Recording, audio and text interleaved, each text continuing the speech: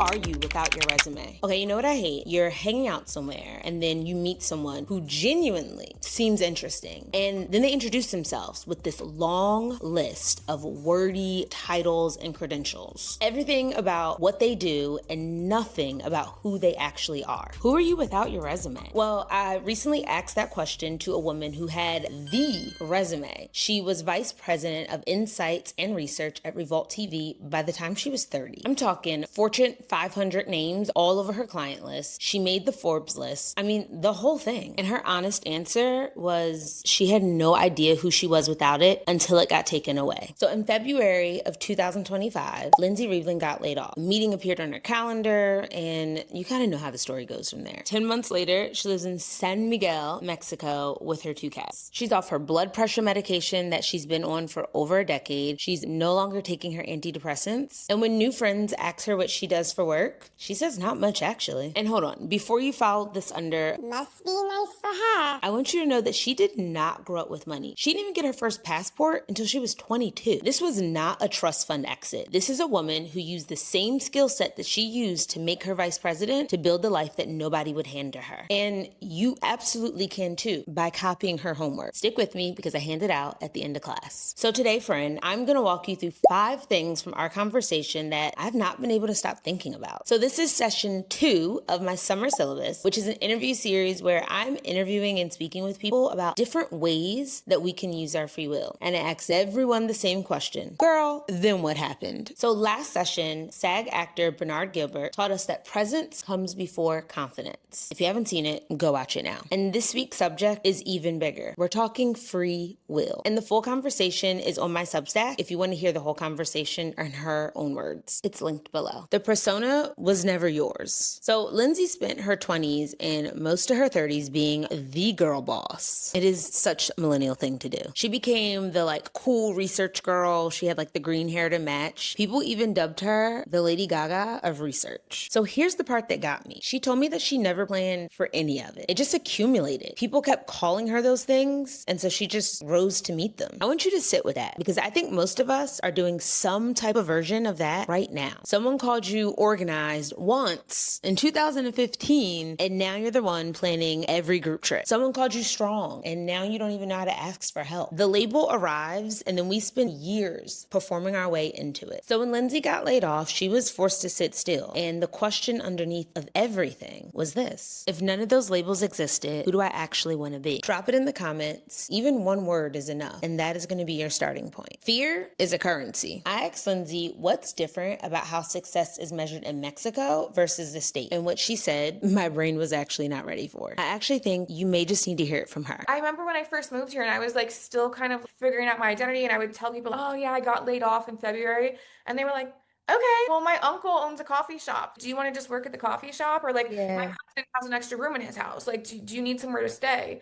And it's so communal. And that took me so long to realize oh, why am I stressing out that I got laid off? They don't care. Nobody here. They're like, okay, so what? You'll find another job. Moving on. And I was like, oh, okay. So fear as a currency. In one place, losing your job means losing your health insurance, your housing, and your identity.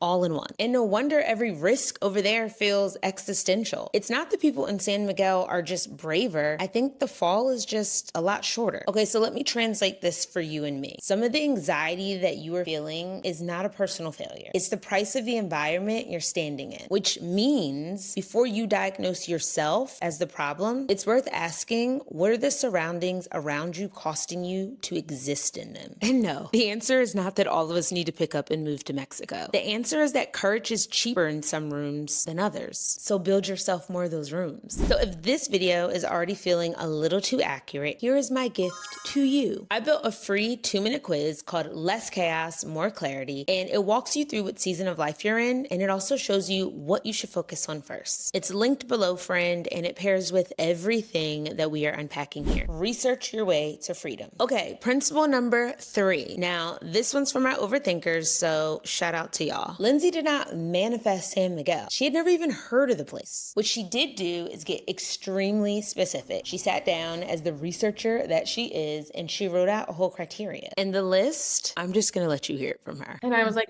I need to be somewhere closer to the equator And I started looking in Central South America.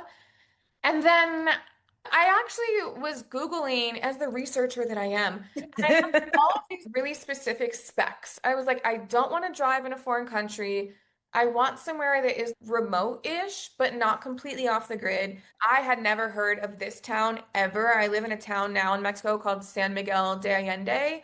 I've literally never heard of this town. A Michelin star restaurant there. Yes. So, well, that was also part of my specs. Is I was like, okay, I want somewhere that has some really fancy boutique hotels that I can go have a martini in, And that criteria and research produced a town. She flew there for 72 hours to check out the place, found a broker, found an apartment, and this year she just signed her second 1-year-long lease. So here's what matters. A vague dream gives your nervous system nothing to say yes to. I want a different life is not actionable. So your brain hears it, it hesitates, and it delays, but it calls it being realistic. But a criteria, a non-negotiables list, now that, my friend, is a research project. And you know how to do a research project. So the skills that built her corporate job are the exact skills that got her out of there. Nothing is ever wasted. And that part is true for you too. So think about it. What skills do you already have that you can lean into that can help you on your search for freedom? Friends, we're building a community here. So I want you to drop your skills in the comments, drop it in the chat, because you just might meet someone that you can skill swap with. Principle number 4, you do not have to be fearless. Now, when people hear a story like this, they assume the woman at the center of it was fearless. So I just asked her, were you? And she gave me the most honest answer I think I've heard in my interviews in a really long time. No, she told me. She was actually on antidepressants during that season and said that she's not even sure if she would have handled the leap as level-headed as she did if it wasn't for them. And now she's off all of her medication, but I love that she did not want to pretend that the brave version of the story was the truest version of that story. She told me that her therapist actually pointed out a pattern that she had. She'll take about a month or so to just like fully spiral, but by the time she's actually ready to take the leap and take the jump, all the nervousness and second guessing is kind of like done because she's fully spent herself already. And she did mention that she did brace for a crash after her mom dropped her off and flew home, but the crash never came. What came instead was this feeling of, I wish I would have done this sooner. So if you're waiting to feel fearless and brave before you move, I need you to hear this. Also, if you watch session 1 with Bernard, this will sound familiar. You don't have to feel confident to be seen, and you don't have to feel fearless to leave. Support is allowed to be a part of the story. Therapy, medication, your mom flying with you. None of that disqualifies the courage. Principle number 5, community without credentials. Last principle, and this one snuck up on me a little bit because I know Lynzie. This is one of my good friends. So she will be the first to tell you that she's not the warm and fuzzy type. A little guarded, always been very resilient, and just kind of had this mindset that she didn't need community. Then she moved somewhere, her resume meant nothing. Almost all of her friends came from work or from school, those type of social circles. Kind of the same spaces that you go into, and the first question is always, what do you do? In San Miguel, people were more interested in her cats and how many she had. She told me about new friends inviting her over their house and how they would go to Pilates and then pizza and have days watching rom-coms. Her instincts at restaurants are usually to eat, grab the bill, and then you go. Where here, the culture is to sit down, relax, have your coffee with friends in the morning. She called this community without credentials, which are friendships that are built on shared interests instead of shared industry. And she said this is the thing that she gained that she never would have found if she ended up staying. Okay, so here's your audit question. How many of your relationships would survive you changing jobs? And if the honest answer makes you squeamish a little, it's not a verdict. Just think about it as information. Now, every guest in this series gets asked the same question. What did it cost you to become the next version of yourself? And I love that she didn't romanticize her answer. It cost her re-entry. Her resume now reads, and I quote, fled the country out of the workforce for over a year, and before that, 8 years at a company founded by a man who's now a felon.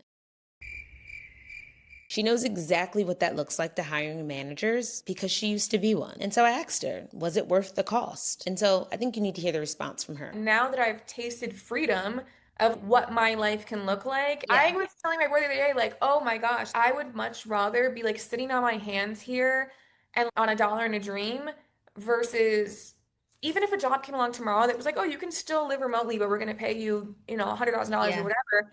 I'm like, ooh, but then I would be sacrificing my Thursday where I get to go to Pilates and then a tennis lesson. And like these things I mentioned, by the way, are free. My friend who did the tennis lesson, he's like, oh, I know a guy who knows a guy. Just come do this thing. And so, I think now that I've realized how the other half lives, like the other rest of the world that isn't sucked into the corporate cog machine, I'm like, oh, I can do this. And I have pulled it off for well, I've been here in Mexico for 10 months now, and I've pulled it off. So I'm like, let's keep this thing going. Let's see how much longer it could go for because I don't know that I could go back, but I also don't know that I want to go back. A Thursday full of freedom beats the salary that she's supposed to want. And that's really this whole series in like one sentence. The cost is very real. She just decided that her old life was more expensive, which now brings me to our homework. And this comes straight from our guest professor, Lynzie. You're going to take a piece of paper and make 2 columns. On the left side of that paper, you are going to write every belief you hold about who you have to be. I have to make 6 figures. I have to live near family. I can only take a salary job, whatever it may be. And on the right side, for each one, I want you to answer this. Where did that belief actually come from? Like,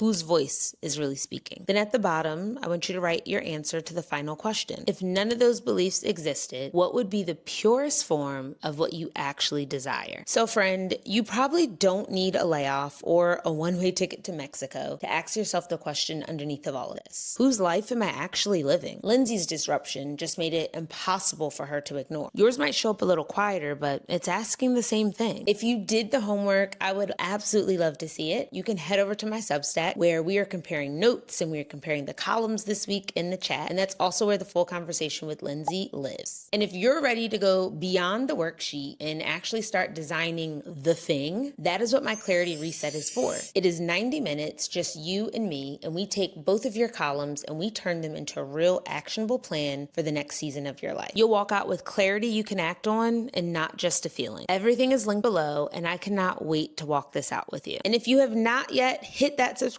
button so you do not miss out on session 2 of the summer syllabus. We'll see you in the next one.